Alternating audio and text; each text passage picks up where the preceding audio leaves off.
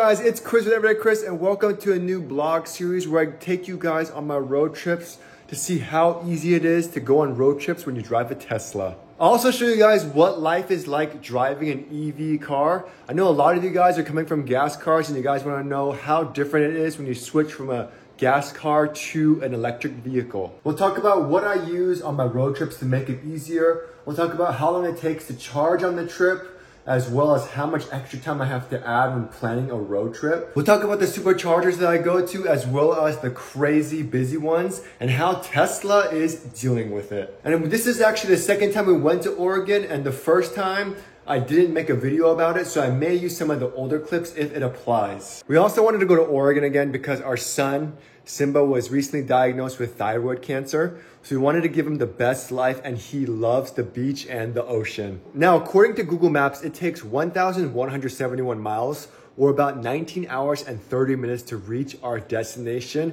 which is crazy long. Now, if you've seen my other videos, the one app I highly recommend, and I'm not sponsored by them, by the way, to use whenever you're charging or going on road trips in a Tesla is A Better Route Planner. So now the car is packed up and ready to go, and we're on our way.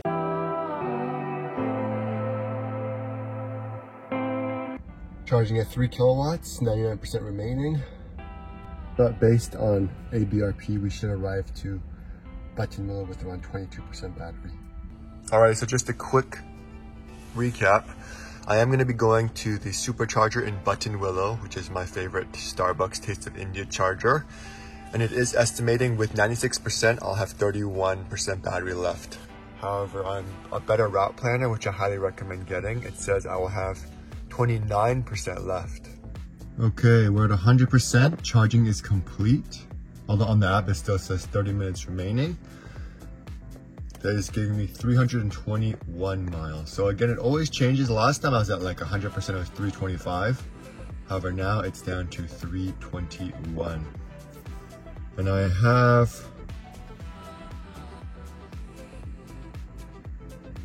31,672 miles. Okay, so here's my Tasmanian cooler. Fits super well in the front. However, one thing I did notice is when the heat pump is on, it gets very warm here, which makes sense. So I realized that this isn't really the best place for it, so I'm gonna be putting this in the trunk instead.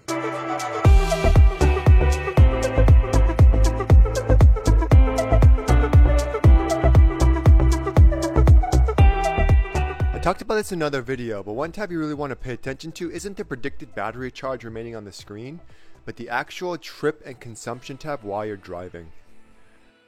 This way it shows you how much energy you're using, the elevation changes, and loss or gain in range, and it does a pretty good job at it. The consumption tab is a great way to see how much energy you're using. Let's say you're going up a hill or maxing out the heater, you'll be able to see your projected watts per mile. And remember, lower is always better.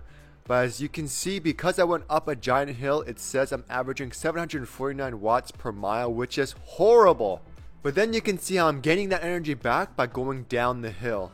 And the trip tab does a great job at showing where I lose or gain energy. This is what I was talking about. There was always issues with the Tejon Ranch supercharger not having enough because there's only 21.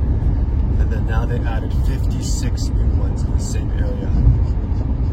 That's awesome.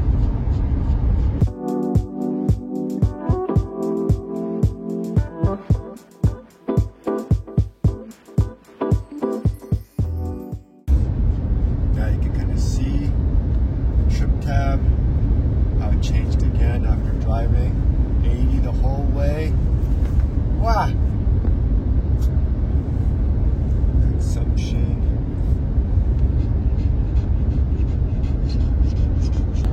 This is the Coppice Road supercharger that has nothing in it.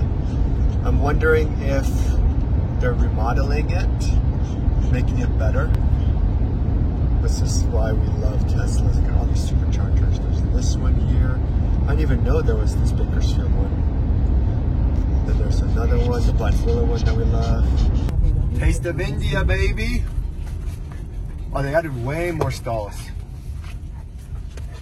So now they have a ton more charge point stalls here if you want to take a look. These are all brand new. And then they have all these toward Tracy Avenue. Supercharging stations now. Okay, so we made it to our first supercharging stop. We arrived with around 20%, so they said we arrived with 18, but we actually arrived with 2% more. This is the Buttonwillow Supercharger. It's a nice one. There's a Starbucks truck stop over there. This is a 150 kilowatt supercharger. And right now I'm getting about 106. Overall, we hadn't had any issues. We went 80 the whole way. It was on autopilot. Got to pee. All the dogs are peeing over there. Only ones here. We always like doing things in the morning. So we had to charge for 10 minutes. We decided to walk to the truck stop, get some snacks. There's also a nice McDonald's, so we're gonna probably get some McDonald's also too. So overall, we were charging for like 20 minutes. And then we're on to our next stop. So then we're just gonna input our next stop. Fairfield Inn, Santa Rosa. And it's gonna calculate everything for us. So it wants us to charge at Gustine, which is different from a better route planner. It wants us to charge somewhere else. So we'll see if this is a good supercharger to stop at.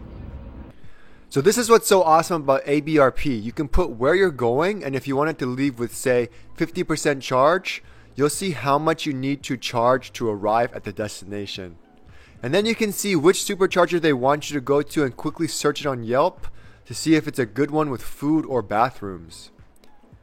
And then if you like that one compared to the one Tesla wants you to go to, you can easily send it to your Tesla.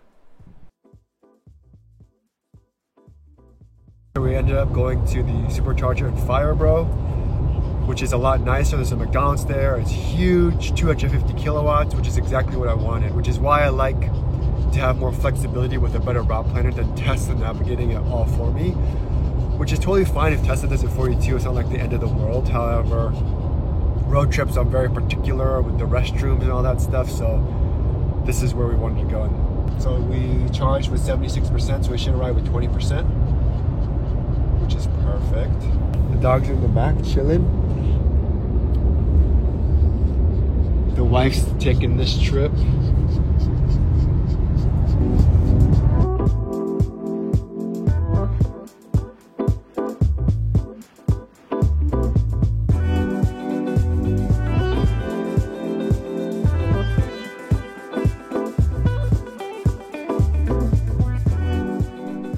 The Fireborough supercharger is nice. Restrooms are outside.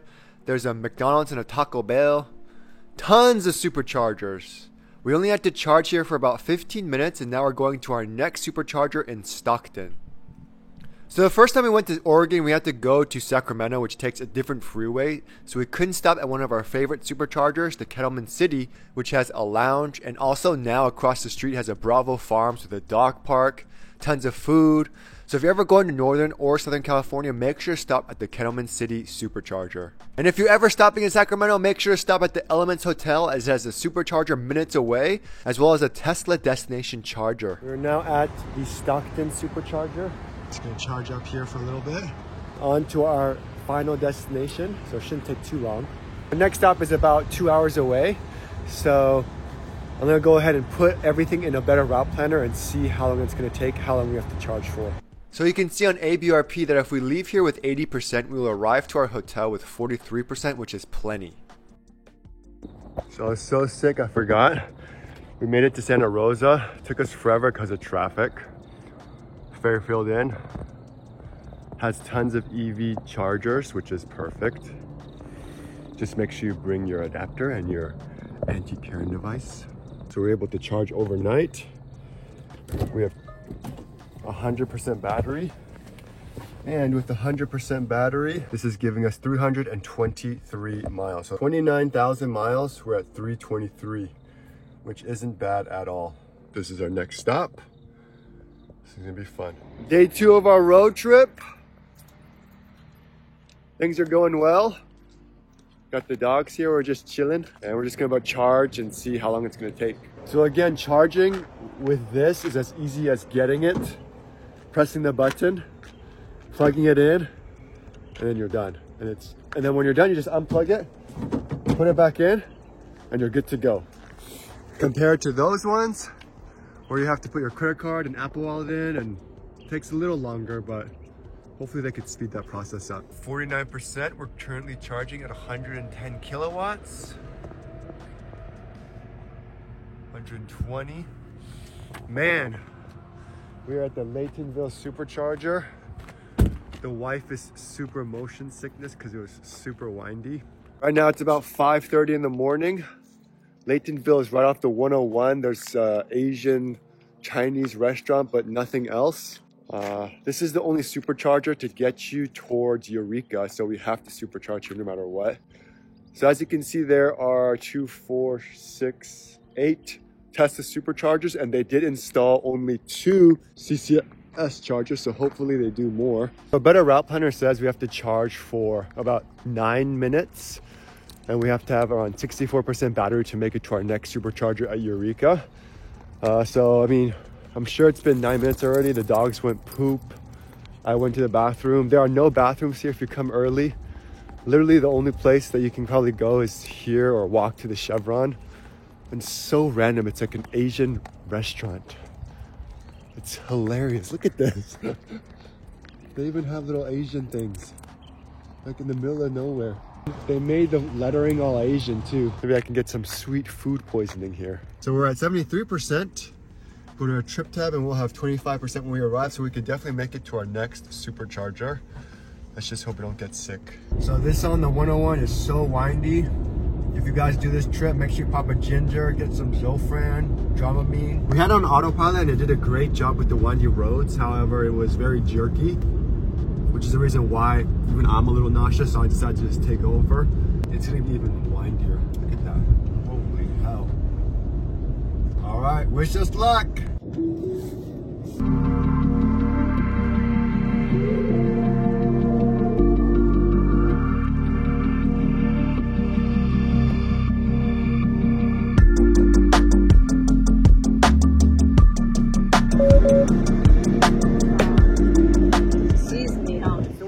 To the Eureka supercharger.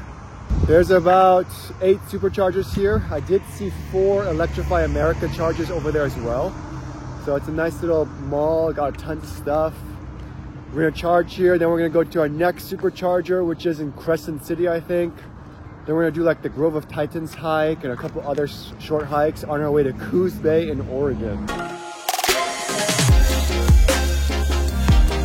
Now, if you didn't know, if you leave your car while charging, you can easily check the app and it'll tell you how much time is left to charge to reach your next destination, which is really cool. So our next stop is Crescent City. We only have to stay here for about 10 minutes. As you can see, it says 5 minutes remaining to continue on to the trip. I could technically leave now, but I'll have 9% battery, which is cutting it close. Charging at 117, this is a 150 kilowatt charger. So we're gonna eat breakfast and then we should be ready for our next stop. So with most of our trips, we're usually stopping every 2 hours to an hour and a half. So it's in between there. So it's perfect because it gives us enough time to walk around, stretch our legs, get some food, so we don't feel like the trip is super long. So we've already been driving for about 4 hours, almost 5 hours now, and it feels okay. So now the wife is driving. I'm just gonna chill, we're gonna eat some food and on to the next supercharger. So another thing you have to get used to is that with a gas car, you fill up the gas tank to full. However, with EV cars, if you fill it to full all the time, it actually wastes time. So you only want to fill it to just enough or just a little bit extra to get you to your next destination or next supercharger. So now we have a small dilemma I'm trying to figure out. Crescent City is the next supercharger, but Grove of Titans is super close and it's only a mile hike. It's only 6 miles away from the Crescent City supercharger. So I'm thinking maybe we could just go to the Crescent City directly first. So it says I'll have 18% when I arrive to Grove of Titans. So let's see if I can add a stop. And this one. So let's see what that happens here.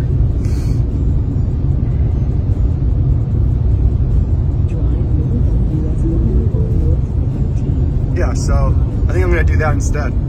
So it says that I'll have 19% battery when I get to Grove of Titans, and I'll have 16% battery when I get to Crescent City. So that should be enough. But you see how you gotta plan all this? You can't just do it like in a gas car. It's a lot easier. But based on this, it says we have 19% and then 70%. So we technically can make it, no problem. And again, the cool thing with ABRP is you can save all your trips, so you can plan ahead and you can customize how much charge you want to have when you arrive at your destination.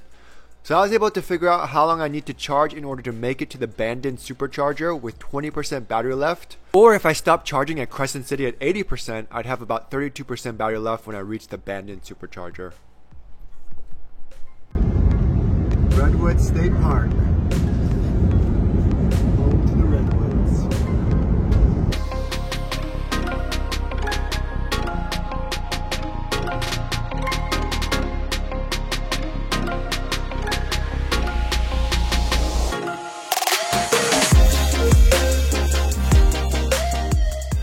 Made it to Crescent City, 6 superchargers.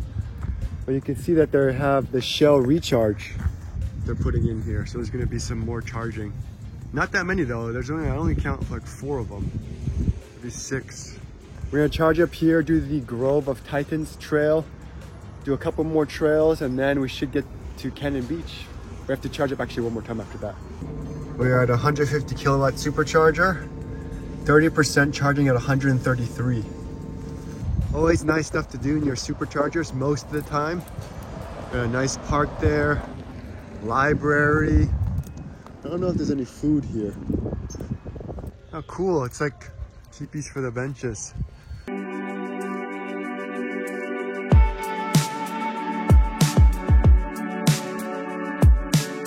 Ended up walking a ton and charged to about 90%, but overall it was a nice stop minus the homeless guy that tried to fight us. That's the crazy part. There's absolutely no markings of a road. It just kind of looks like a road and it still shows a road. What happens if I go on autopilot? I don't want to test it though.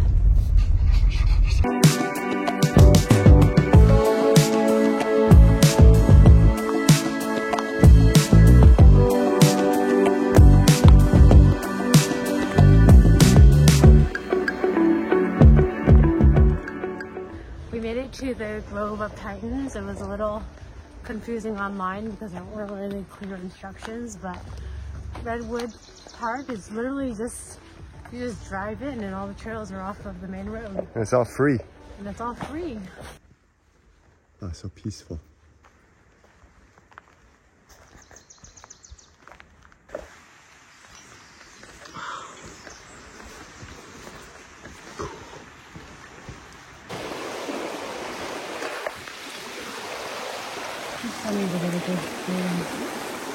So pretty. You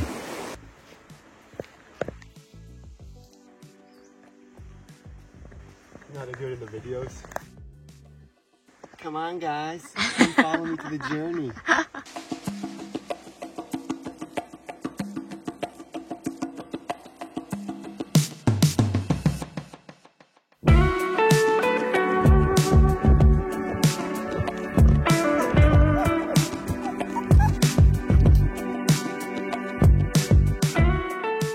2 o'clock right now. We've been driving for I don't even know how long, 7 hours maybe. We're at Port Orford. We're doing a nice little dog-friendly hike. Then we're gonna charge at the Tesla Bandon supercharger, and then we'll be at our final destination in Coos Bay. So far it's been all right, not too bad. Just a lot of driving, but Daddy Chill has been driving itself, so it's been pretty good. Ooh.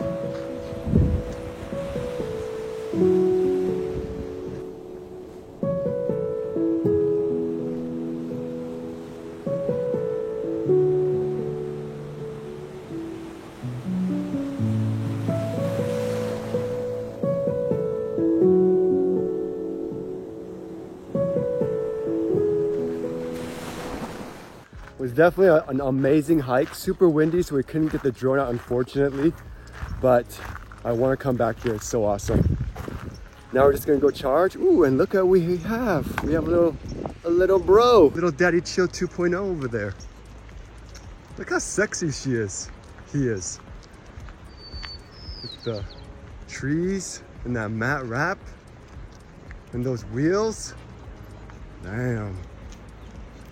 Like average Joe's. Landon Superchargers. So finally we're nearing the end of the second day and almost at our destination. We charged our car there for about 20 minutes and tried to charge as much as possible since there aren't any superchargers and many EV chargers in Coos Bay. We made it! Bay Point Landing. Took like 10 hours, but we're here. The weather is beautiful. I thought it would be raining, but it looks good. They have 2 charging stations over here. Look how beautiful this is. We have a little cabin here. It all comes to the fire pit. I like it. It has plenty of space in between the people. We have a nice fire pit here. Look at that. Beautiful. Wow. This is nice. Let's do a quick tour. Take off the shoes because we're Asian. Beautiful. Look at that. It's gonna be so nice waking up to this. Nice little TV here. Water. Actual fridge. Shower. Oh, beautiful shower.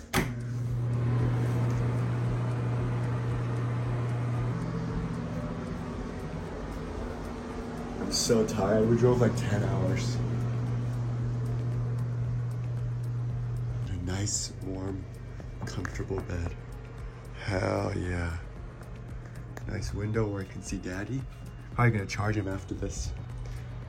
Thermostats everywhere. This is nice.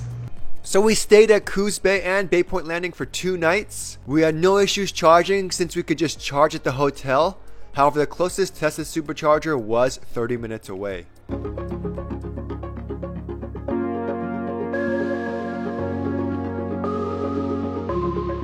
I also highly recommend and use PlugShare, and at the time it only showed 1 high-rate CCS charging station in the area.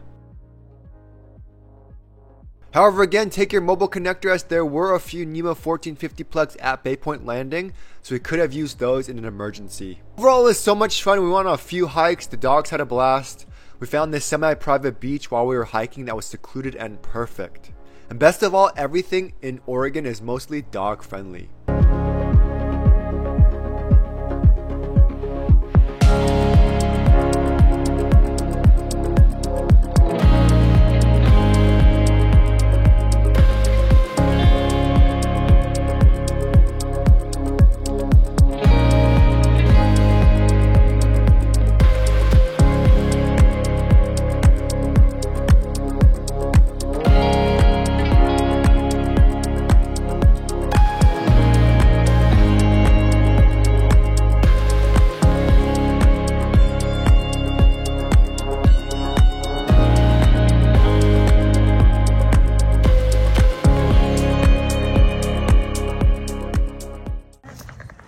Made a fire.